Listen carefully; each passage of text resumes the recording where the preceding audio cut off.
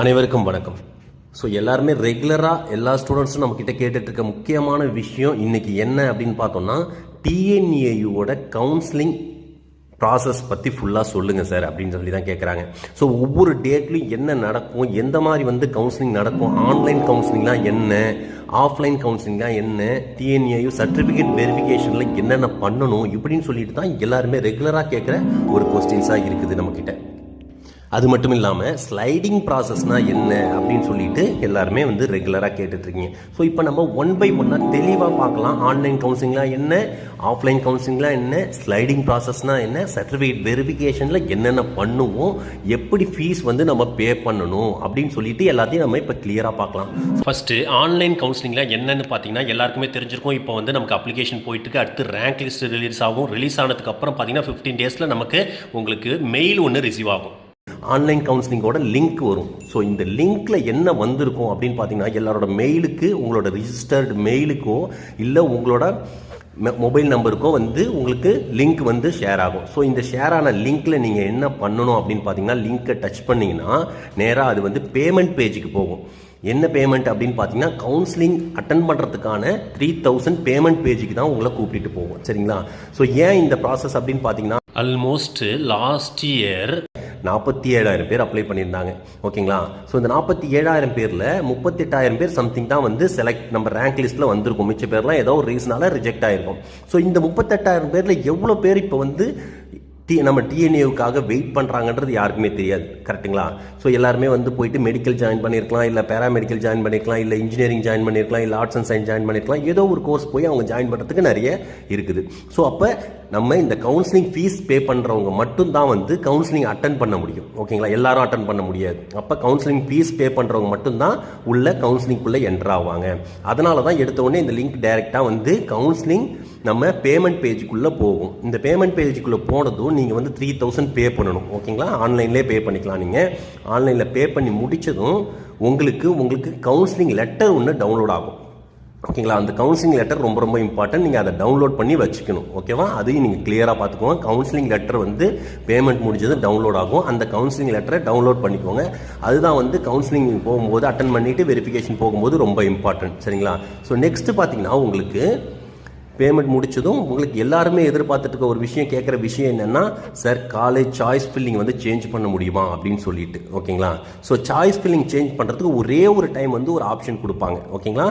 Payment முடிச்சதுக்கப்புறம் choice filling change பண்ணுறதுக்கு ஒரு ஆப்ஷன் கொடுப்பாங்க. நீங்கள் போயிட்டு இருக்கிற ஏற்கனவே நம்ம பண்ண மேட்டர் தான், ஏற்கனவே அப்ளிகேஷன் போடும்போது எப்படி சாய்ஸ் ஃபில்லிங்கில் நீங்கள் சேஞ்ச் பண்ணி வச்சிங்களோ அதே போல் நீங்கள் சாய்ஸ் ஃபில்லிங்கை சேஞ்ச் பண்ணுங்கள்.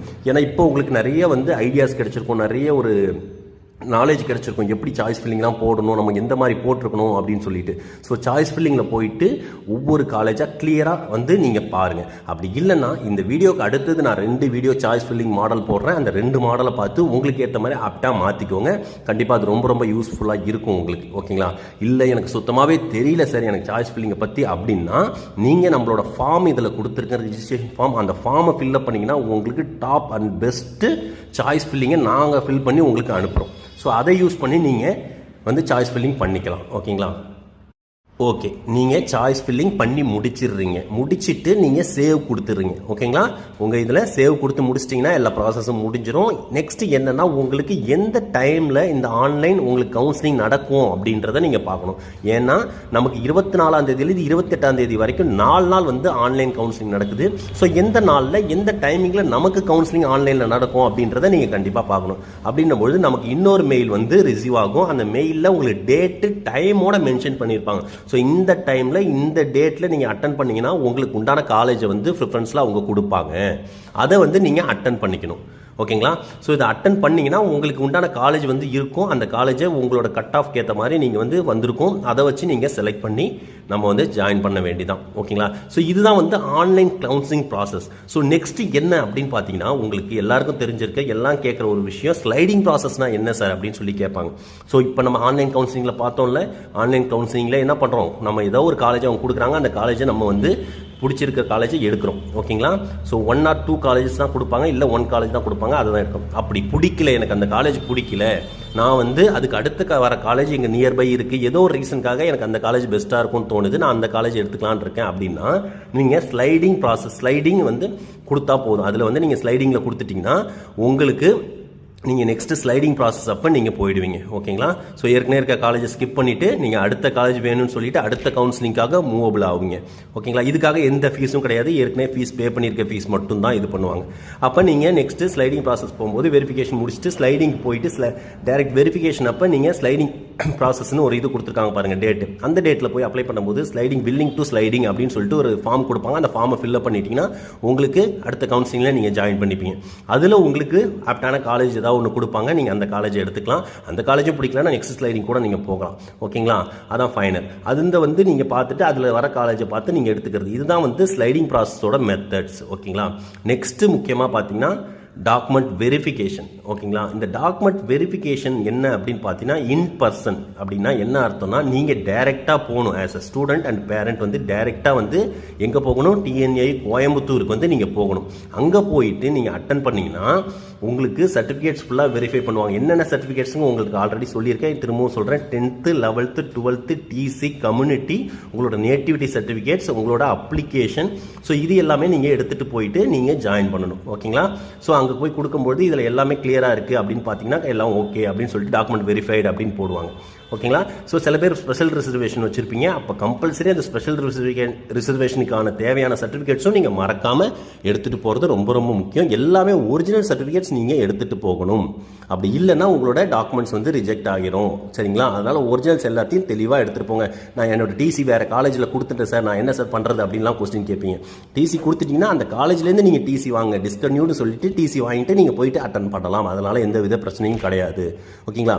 இதுதான் வந்து சர்டிஃபிகேட் வெரிஃபிகேஷன் அப்போ நடக்கும். ஓகே, ஆல்ரெடி காலேஜ் செலக்ட் பண்ணிட்டோம், நம்ம சர்டிஃபிகேஷன் வெரிஃபிகேஷன் வந்துட்டோம் அப்படின்ற பட்சத்தில் நீங்கள் என்ன பண்ணணும்னா உங்களுக்கு பிடிச்ச காலேஜ் எல்லாம் முடிஞ்சிருச்சு, சர்டிஃபிகேட் வெரிஃபை பண்ணிட்டாங்கன்னா நீங்கள் 20,000 பே பண்ணுற மாதிரி இருக்கும். ஃபீஸ் பே பண்ணி. ஓகேங்களா? ஃபீஸ் வந்து நீங்கள் 20,000 பே பண்ணுற மாதிரி இருக்கும். இந்த 20,000 எதில் இருந்துன்னா உங்களோட செமஸ்டர் ஃபீஸ்லேருந்து இது பண்ணிப்பாங்க. ஓகேங்களா?